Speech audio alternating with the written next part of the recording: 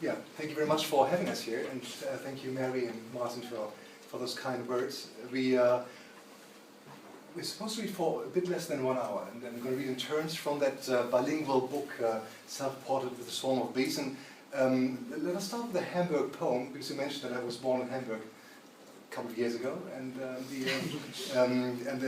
that particular poem is about a historical figure that everybody who was born in Hamburg or grew up in Hamburg knows quite well. It's a pirate called Klaus Störtebeker, whom you will never have heard of. He's a legend in Hamburg because he was sentenced to death in 1402 and decapitated.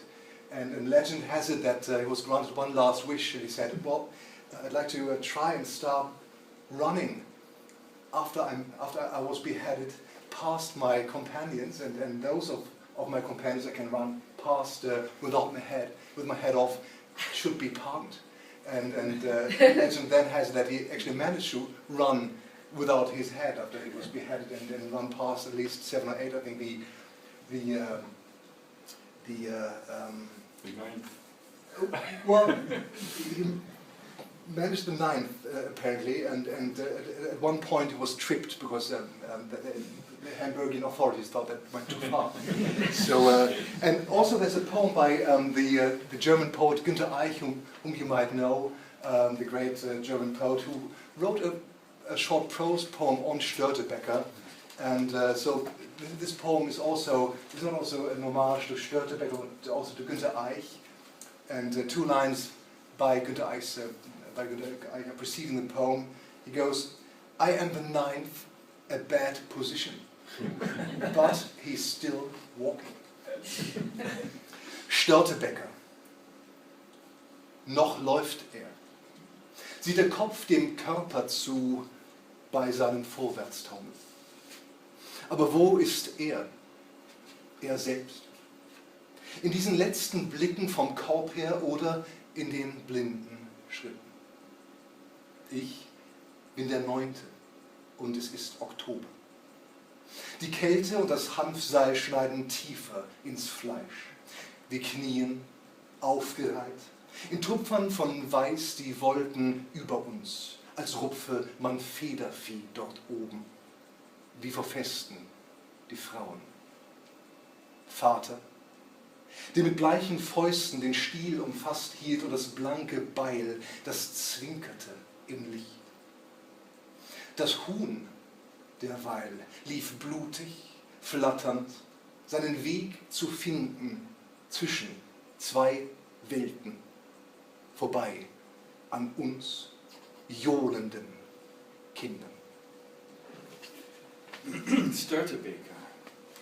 I am the 9th, a bad position, but he's still walking. Günter Eich. He's still walking, his head watching his body stagger on. But wait, where is he really? Where is his true self? In those last looks he gave from the basket, or these blind steps? I am the 9th, and the month is October. The cold and hempen rope cut deeper into the flesh. We kneel in a row, high above us dabs of downy white in the sky, like when the women on the eve of some feast would pluck the fowls. Then father's ashen fist clenched the haft of the axe, its burnished blade flashed in the sun, and the hen, a mess of blood and fluttering feathers, made its eyeless tracks between 2 worlds, past us jeering brats.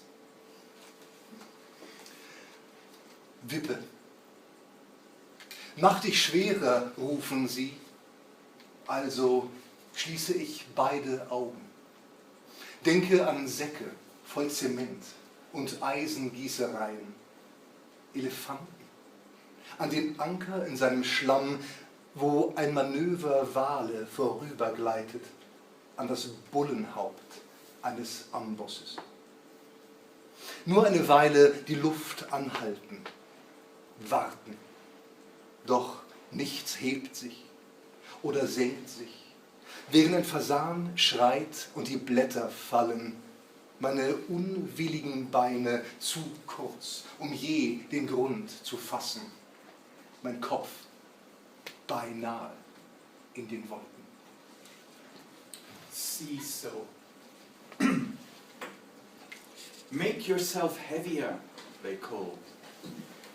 I close both eyes, thinking of sacks of cement, iron foundries and elephants, an anchor sinking in deep mud, while a fleet of whales manoeuvres above it, an anvil's bullish head. For a while I hold my breath and wait. To no avail. Nothing goes up, nothing goes down. A pheasant screams, leaves fall, my legs, too short, will never reach the ground. My head is well nigh in the clouds. The next poem is from a sequence of 18 poems, all based on food and love. The sequence is called Achtzehn Pasteten, 18 Pies, is the title of the book. You mentioned Mary, and it's preceded by a quotation by Samuel Pepys, who's talking about an invitation to dinner with Sir Penn, where he not only has some good roast beef, but also 18 pies, celebrating the 18 years of Sir Penn's marriage. So all those pies, those 18 pies, take an internationally well-known pie and turn it into a poem on food and love. It starts with fish and meat, and then goes on and celebrating some vegetable dishes, and ends, of course, with some sweet pies. So we're going to read the last poem in the sequence called Quittenpastete, Queen's Pie. Wenn sie der Oktober ins Astwerk hängte, ausgebeulte Lampignons, war es Zeit. Wir pflückten Quitten, wuchteten körbeweise gelb in die Küche und das Wasser. Apfel und Birne reiften ihrem Namen zu, einer schlichten Süße, anders als die Quitte an ihrem Baum im hintersten Winkel meines Alphabets, im Latein des Gartens, hart und fremd in ihrem Aromen. Wir schnitten, viertelten, entkernten das Fleisch, 4 große Hände, 2 kleine. Schemenhaft, im Dampf des Entsafters, gaben Zucker, Hitze, Mühe zu etwas, das sich roh dem Mund versagte. Wer konnte, wollte Quitten begreifen? Ihr Gelee in bauchigen Gläsern für die dunklen Tage in Regalen aufgereiht, in einem Keller von Tagen, wo sie leuchteten. Leuchten. Quince jelly. When October hung them among the leaves, those bulging lanterns, then it was time. We picked ripe quinces, lugged the baskets of yellow bounty into the kitchen, soused the fruits in water. The pears and apples grew towards their names to a simple sweetness, unlike quinces, clinging to branches in some shadowy border's alphabet, obscure in our garden's Latin, tough and foreign in their aroma. We cut, quartered, cored the flesh. We were 4 adult hands, 2 somewhat smaller, veiled by clouds of steam from the blender, poured in sugar, heat and effort to something that, raw, made our palates bulk. But then who would hope to explain them? Quinces, jellied, lined up in bellied jars on shelves and set aside for the darkness, stored for harsher days, a cellar of days in which they shone, are still shining. Now 2 animal poems drawn from a collection that came after that pie collection, and that was called Australia because the basically it's all due to a quote in front of the book by Fernando Pessoa, the great Portuguese poet, actually one of the poets he was writing within, or from within, Álvaro de Campos, and Álvaro de Campos says, "You are happy in Australia as long as you do not go there." So there's the quotation preceding the whole book, and then of course you have 5 chapters: West, East, North, South, and Australia. But Australia never appears, obviously, because one has to stay happy. And we're going to read the first poem and the fifth, I think, both on animals. Das erste heißt Chamäleon.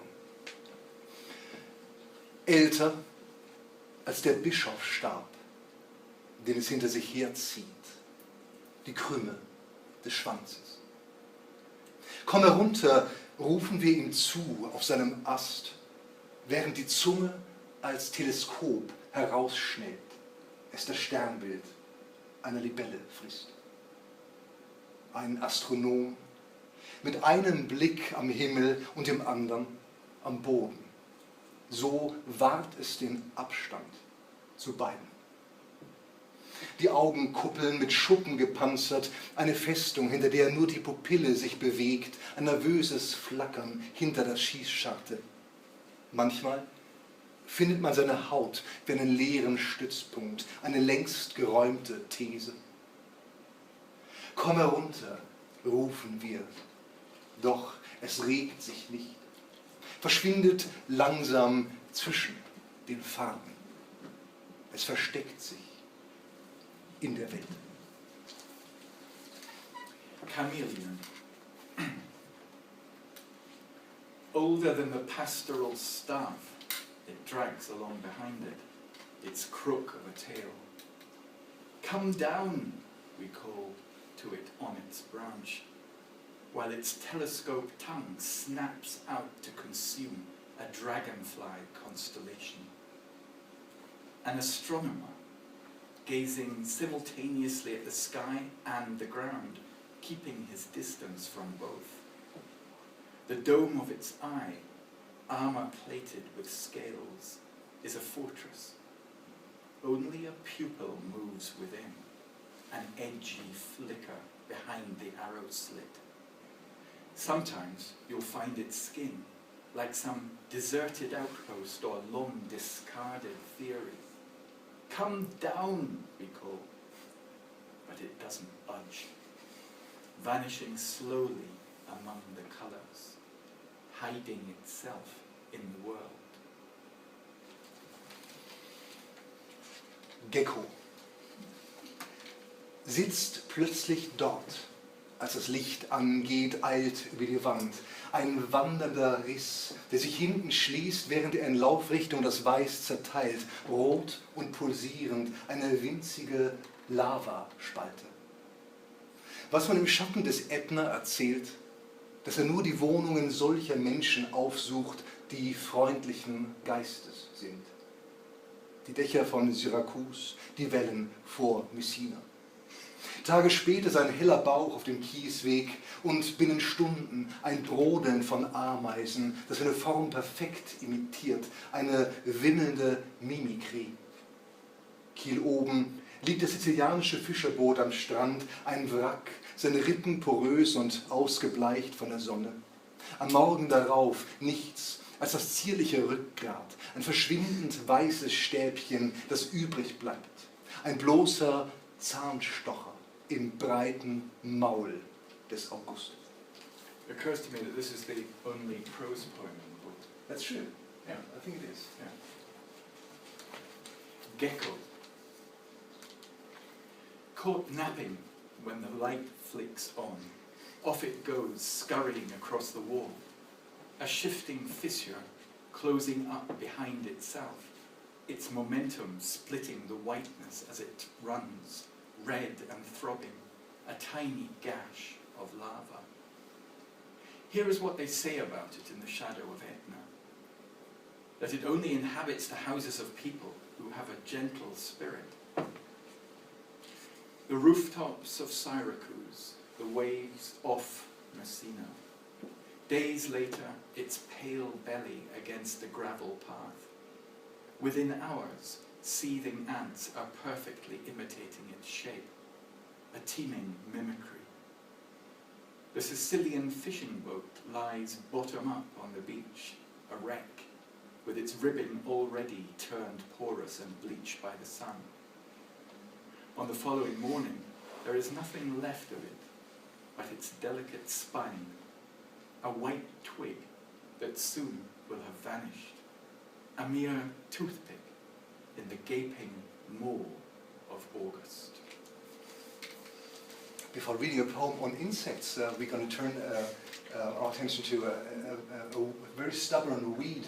It's a sonnet, actually, or rather a subverted sonnet, an overgrown sonnet, and based on a weed that every gardener, at least in Germany, knows and hates, because you can make quiche, you can make soup or salad from it, but you can't, so to speak, eat so much of that particular weed in order to clear the whole garden from it.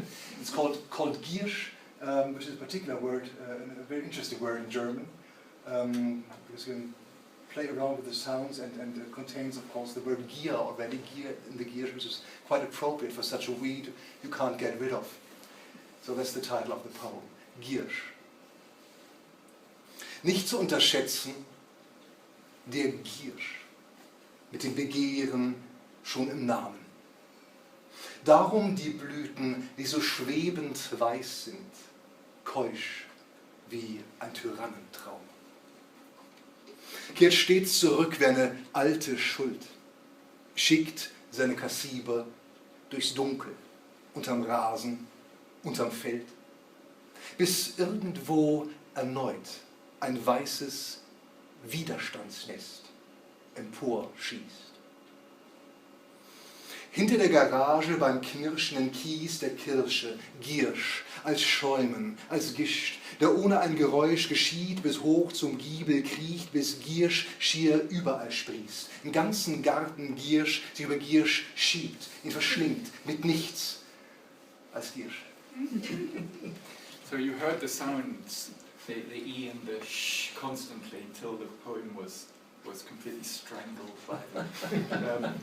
I didn't think that ground elder, which is actually the translation, was going to give me those vowels. I mean, of course, ow is quite a nice vowel. Ow. And you can actually take any vowel. But I wanted something that would help me a bit to strangle, a bit more strangulatory. And so I took an I sound and an E sound and called it bindweed. I was just thinking, actually, when I was thinking that I was going to say that the E sound suddenly reminded me, and you'd have to be over 50 to know about this, of Andy Pandy. No, the Flower Pot Men. Has anybody ever see that? Everybody would have to own up to their age to see that. The Flower Pot Men was a children's program in the 60s, early 60s, and in it there was a weed. And it always went, weed. So I was probably reminded of that when I was looking for a good vowel. Do not underestimate the bindweed, its need for wreath and stifle rooted deep in its name. Hence the blossom, blinding, white, as chaste as a tyrant's dream. Like an ancient crime, an unpaid debt, it returns to haunt a scene. By cover of darkness, beneath the fields or alone, it sends out feelers, fires a riot, rises glorious in green. Behind the barn, convolved in cypress or bean, the unkind climber spirals. A seething, creeping spume, it twines up walls and roam, choking windows and drain, trumpeting, binding, abiding, till nothing breathes but bindweed, and nothing more is seen. An homage to the Roman mosquito. Versuch übermütig, you know. Seem to know the Roman mosquitoes quite well. Versuch über Mücken. Als hätten sich alle Buchstaben auf einmal aus der Zeitung gelöst und stünden als Schwarm in der Luft. stehen als Schwarm in der Luft, bringen von all den schlechten Nachrichten keine. Dürftige Musen, dürre Pegasusse summen sich selbst nur ins Ohr. Geschaffen aus dem letzten Faden von Rauch, wenn die Kerze erlischt, so leicht, dass sich kaum sagen lässt, sie sind, erscheinen sie fast als Schatten, die man aus einer anderen Welt in die unsere wirft. Sie tanzen, dünner als mit Bleistift gezeichnet, die Glieder, winzige Sphinxenleiber, der Stein von Rosetta, ohne den Stein. I've left the Roman mosquitoes in Rome along with the churches, and have brought the poem back to Scotland. And I don't know whether you have midges in this part of the world. I should imagine you do, looking at the vegetation. But this summer in Scotland it was absolutely dreadful. I got eaten alive. And it was a bad year actually. Everybody was saying it, they say it every year. An essay on midges. As if all the letters had suddenly floated free of a paper and formed a swarm in the air. They form a swarm in the air. Of all that bad news telling us nothing, those skimpy muses, wispy Pegasuses, only a buzz with the hum of themselves, made from the last twist of smoke as the candle is snuffed, so light you can hardly say they are, looking more like shadows, umbrae, jettisoned by another world to enter our own. They dance, their legs finer than anything pencil can draw, with their minuscule sphinx-like bodies, the Rosetta Stone without the stone. Der Westen. Der Fluss denkt in Fischen. Was war es also, dass Sergeant Henley ihm als erster entriss, die Augen gelb und starr, wie Barteln zwei Schürhaken ums aschengraue Maul, das selbst die Hunde winseln ließ? Die Stromschnellen und ihre tobende Grammatik, der wir Richtung Quelle folgen. Die Dunstgebirge in der Ferne, die Ebenen aus Gras und ab und zu ein Eingeborener, der amüsiert zu uns herüberschaut und dann im Wald verschwindet. All das tragen wir in Adams alte Karte ein, benennen Arten und Taten. Fieber in den Muskeln und über Wochen die Diät aus Wurzeln und Gottvertrauen. Und im Hemd die Zecken wie Abstecknadeln auf der Haut, so nimmt die Wildnis Maß an uns. Seltsames Gefühl, die Grenze zu sein, der Punkt, an dem es endet und beginnt. Am Feuer nachts kreist unser Blut in Wolken von Moskitos über uns, während wir mit harten Gräten die Felle aneinander nähen, Schuhe für unser Ziel und Decken für die Träume. Voraus das Unberührte. Hinter uns die schwärmenden Siedler, ihre Charta aus Zäunen und Gattern. Hinter uns die Planwagen der Händler. Die großen Städte voller Lärm und Zukunft. The West. The river thinks in fish. What was it then that Sergeant Henley was the first to wrest from its grasp? Its eyes staring yellow, its barbels two poker hooks around an ash-grey mouth that made even our dogs whimper. We are following the rapids and their raging grammar to the source.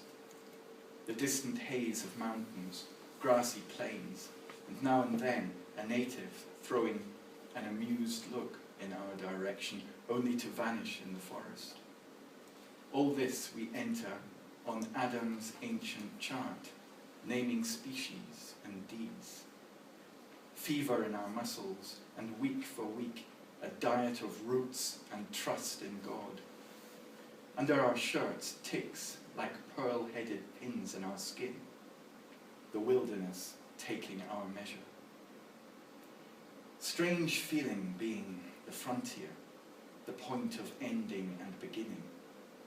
At night by the fire, our blood circles above us in clouds of mosquitoes, while we sew the hides together with hard fish bones, shoes for our destination, blankets for our dreams. Before us, untouched land. Behind us, the raving settlers, their charter of fences and gates. Behind us, the covered wagons of traders, gigantic cities full of noise and future.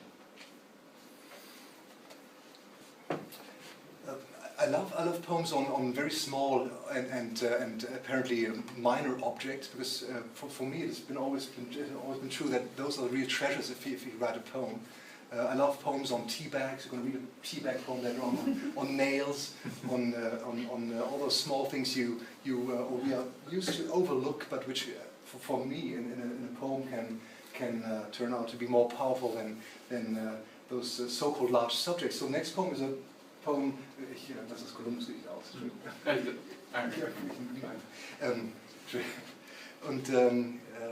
It's a poem on sheets, on bed sheets, and I should add that it only works if you do not think of those rubber band sheets, but of those classical white sheets you have to fold with two people.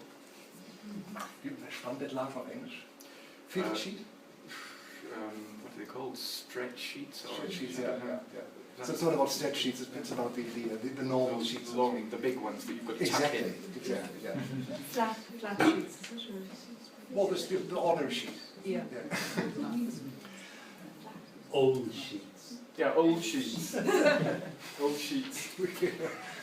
Laken.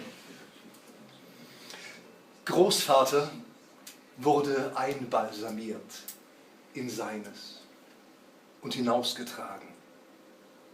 Und ich entdeckte ihn ein Jahr später, als wir die Betten frisch bezogen, zur Wespe verschrumpelt. Winziger Pharao eines längst vergangenen Sommers. So faltete man Laken. Die Arme weit ausgebreitet, dass man sich zu spiegeln begann über die straff gespannte Fläche hinweg. Der Wäschefoxtrott dann, bis Schritt um Schritt ein Rechteck im nächst kleineren verschwand, bis sich die Nasen fast berührten. Alles konnte verborgen sein in ihrem schneeigen Innern. Ein leerer Flakon mit einem Spukparfum, ein paar Lavendelblüten oder Wiesenblumen, ein Groschen oder ab und zu ein Wurf von Mottenkugeln in seinem Nest. Fürs Erste aber ruhten sie, stumm und weiß in ihren Schränken, ganze Stapel von ihnen, eingelegt in Duft, gemangelt, gebügelt, gestärkt und sorgfältig gepackt, wie Fallschirme vor einem Sprung aus ungeahnten Höhen. Sheets. Grandfather was embalmed in his and carried out. And I discovered him 1 year later when we changed the beds, shriveled to a wasp, tiny pharaoh of a long gone summer. Sheets were folded by spreading your arms to mirror your opposite across their taut expanse. Then came the laundry foxtrot, each rectangle swallowed by its half, our noses nearly touching. Anything could be hidden in their snowy hearts. An empty vial containing a ghost of perfume, lavender blossoms or meadow flowers, a penny, the odd clutch of mothballs in their nest. But now they slumbered, mute and white in their cupboards, great piles of them, steeped in fragrance, mangled, ironed and starched, as scrupulously stacked as parachutes before a jump from undreamt of heights. Im Brunnen. 6, 7 Meter freier Fall. Und ich war weiter weg als je zuvor. Ein Kosmonaut in seiner Kapsel aus Feldstein betrachtete aus der Ferne das kostbare, runde Blau. Ich war das Kind im Brunnen. Nur die Moose kletterten am geflochtenen Strick ihrer selbst nach oben. Efeu stieg über Efeu-Schultern ins Freie, entkam. Ab und zu der weiße Blitz eines Vogels, ab und zu der weiße Vogelblitz. Ich aß, was langsamer war. Der Mond, der sich über die Öffnung schob, ein Forscherauge über Mikroskop. Gerade als ich die Wörter Assel und Stein als Assel und Stein zu begreifen lernte, drang Lärm herab, ein Hasten, Schreie. Und vor mir begann ein Seil. Ich kehrte zurück ins Läuten der Glocken, zurück zu Brotgeruch und Busfahrplänen, dem Schatten unter Bäumen, Gesprächen übers Wetter, kehrte zurück zu Taufen und Tragödien, den Schlagzeilen, von denen ich eine war. In the well, 6, 7 meters free fall, and I was further away than ever before, a cosmonaut in his fieldstone capsule, gazing from afar at the precious round of blue. I was the child in the well. Only the moss climbed the braided twine of itself to the lip. Ivy climbed on shoulders of ivy into the open to freedom. Now and then, the white flash of a bird. Off and on, the white bird flash. I ate anything slower. The moon slid over the opening, a boffin's eye at the microscope. Just when the words slater and stone had begun to mean slater and stone, noise arrived. A hollering and hurrying. In front of my nose began a rope. I went back to tolling bells, back to bread smells and bus times, to shade under the trees and talking about the weather. Went back to christenings and tragedies, to the headlines, of which I was one. I'm going to read a haiku sequence now in turns, which is based on a trip to Greece, and along with 2 painters and another poet. We sat there for 1 week, or the plan was to sit there for 1 week and writing about the olive trees, or doing sketches of the olive trees. So I handed in or participated with the short sequence of haikus. Haikus, of course, the very short Japanese form, which we all know. So the whole thing is dedicated to Jean-Yves, Robert, and Uwe. Uwe being the poet, and the other 2 the painters. And I should add that the Isuzu is, of course, the Japanese car producer, and Husqvarna, the Swedish company known especially for chainsaws. So Husqvarna in this case is a synonym for the chainsaw they produce. Von den Ölbäumen. Unter den Kronen, in ihrem Schutz, gehe ich, älter als Nestor. Amidst the crowns, I go under their protection, older than Nestor. Wie sie sich stemmen gegen den Wind, die Brandung aus blühendem Klee. The way they stand firm against the wind, the billows of clover blossom. Als zögen sie sich an den eigenen Wipfeln aus dem Erdboden. Appearing to pull themselves out of the earth by their own top branches. Die Schneeverwehung einer Schafherde plötzlich, hinter der Biegung. Suddenly, in front, as we came round the bend, a snowdrift of sheep. Leichte Süderde, tiefe Wurzeln. Der Gesang einer Husqvarna.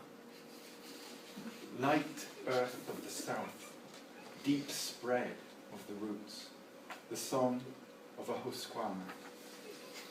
Ein Zug schleppt leuchtend seine Fenster vorüber, Gläser voller Öl. A train passes by, its lit windows hold along a row of oil jars. Sagt, welcher Prophet verlor die Sandale dort, aus der schon Moos wächst? Tell me, which prophet lost that sandal, the one that is sprouting new moss?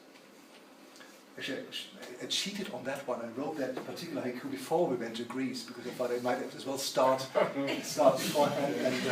And the great thing, which really made me once again believe in the power of poetry, is that on one day, Robert, one of the painters, after one whole day of spending individually with the olive trees, came up to me when the sun went down and said, slapped my back and said, "Jan, actually, I found the sandal you wrote about."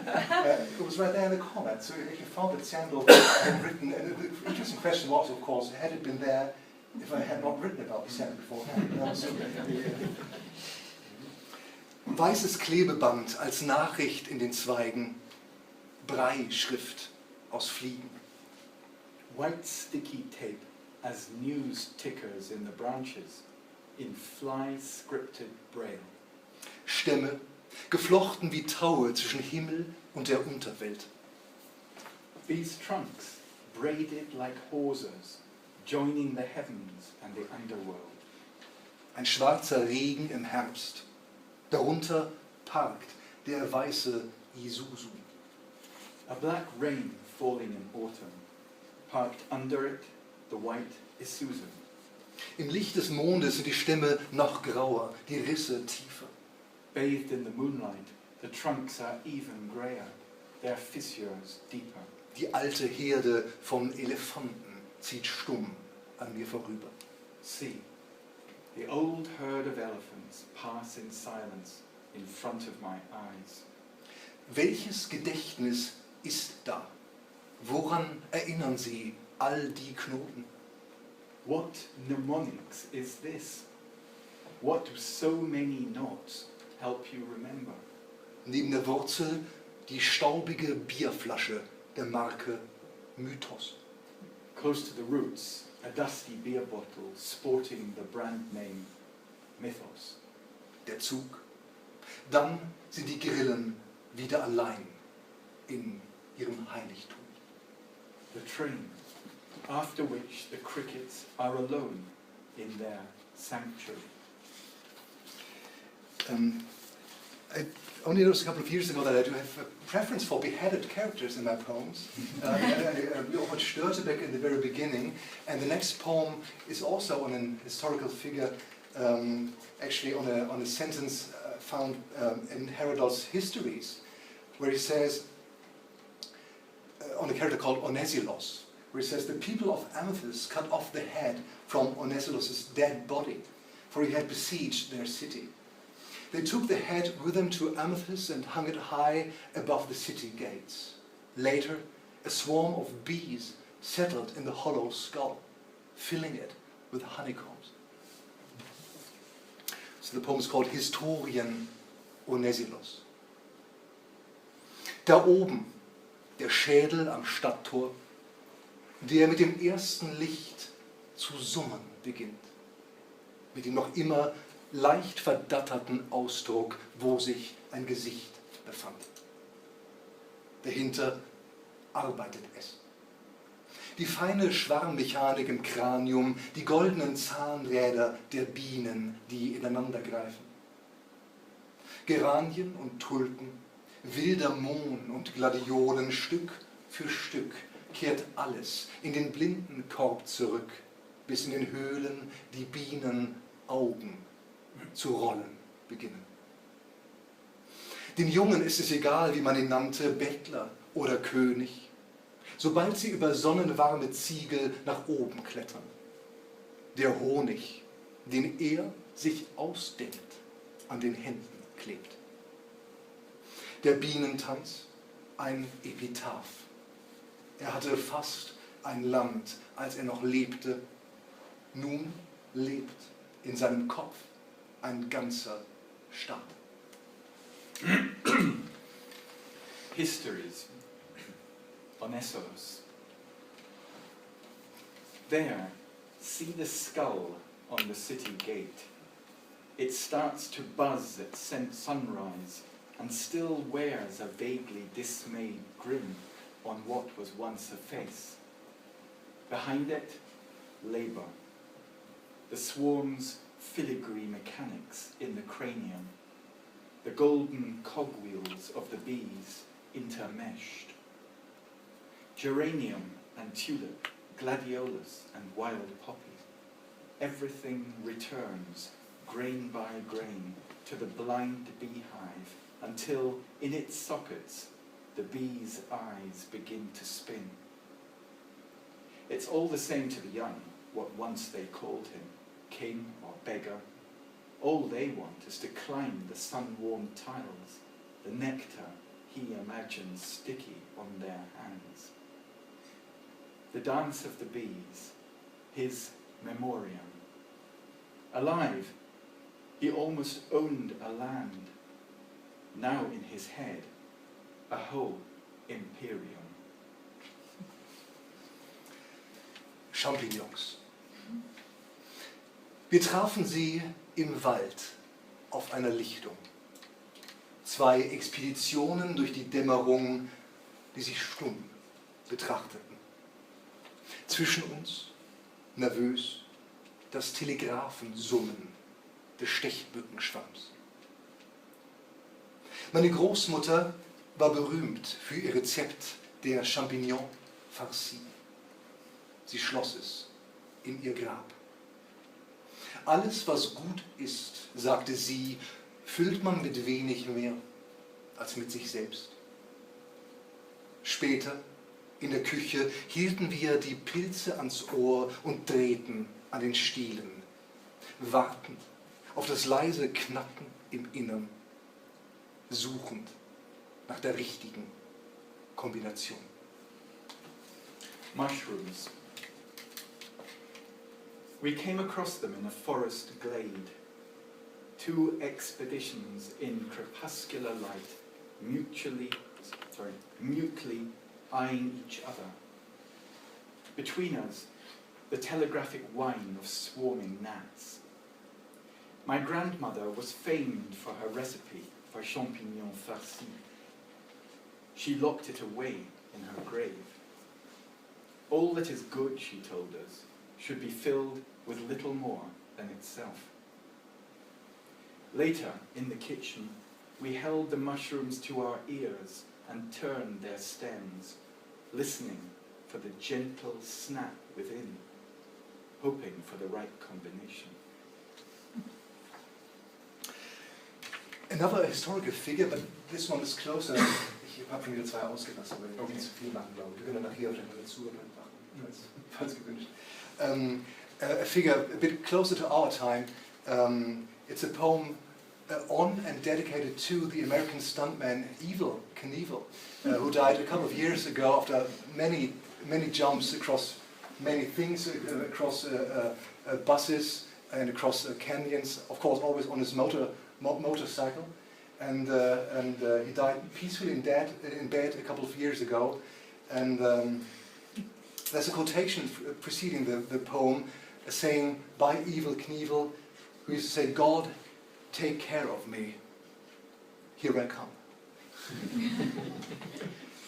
Elegie für Knievel. Die Landschaft zog Schlieren, sobald sie ihn sah. Ein Draufgänger, ein Teufelskerl mit einem Hemd voller Sterne und stets verfolgt von dem Hornissenschwarm des Motorenlärms. Die Knochen brachen, die Knochen wuchsen zusammen und er sprang. Wie viele Hindernisse zwischen Rampe und jenem fernen Punkt. wie viele ausrangierte Doppeldecker. Was war ihm der Zweifel, der sich eingräbt im Innern, bis ein ganzer Canyon klafft mit rieselndem Sand an den Rändern, den Schreien großer Vögel?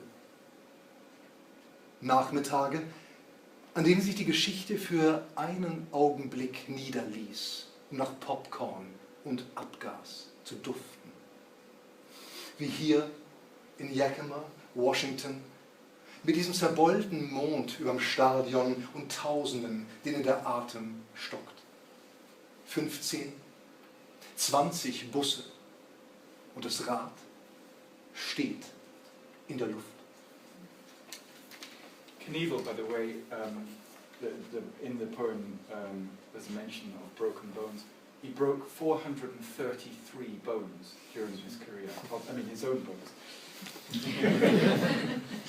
in the course of 75 jumps. Died at the age of 69. Elegy for Knievel. God, take care of me. Here I come. The landscape blurred as soon as it saw him. A daredevil, a son of a gun, with his star-spangled shirt and a bike engine's swarm of angry hornets constantly in pursuit. His bones broke, his bones fixed, and he jumped.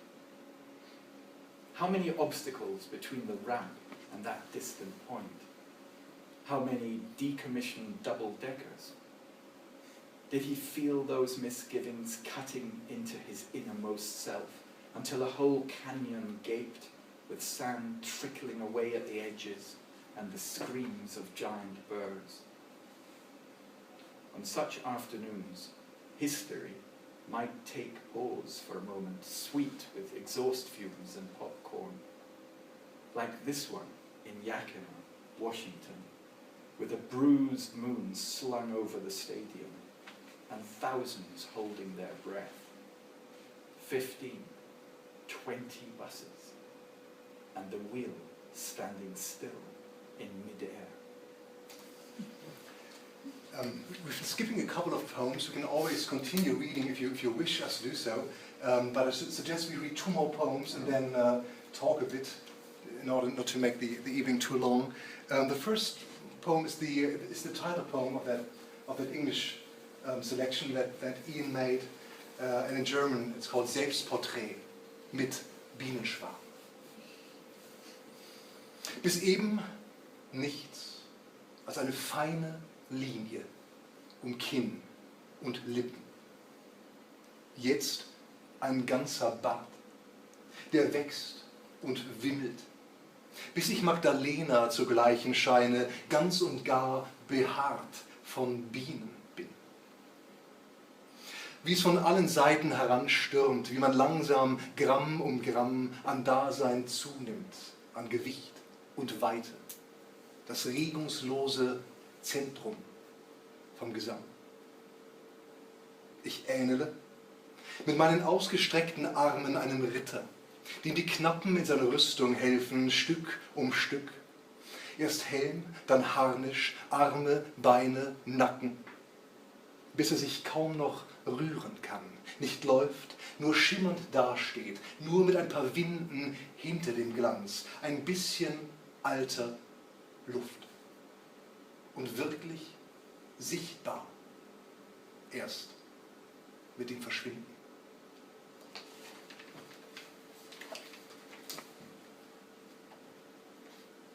Have you seen people being covered by a swarm of bees?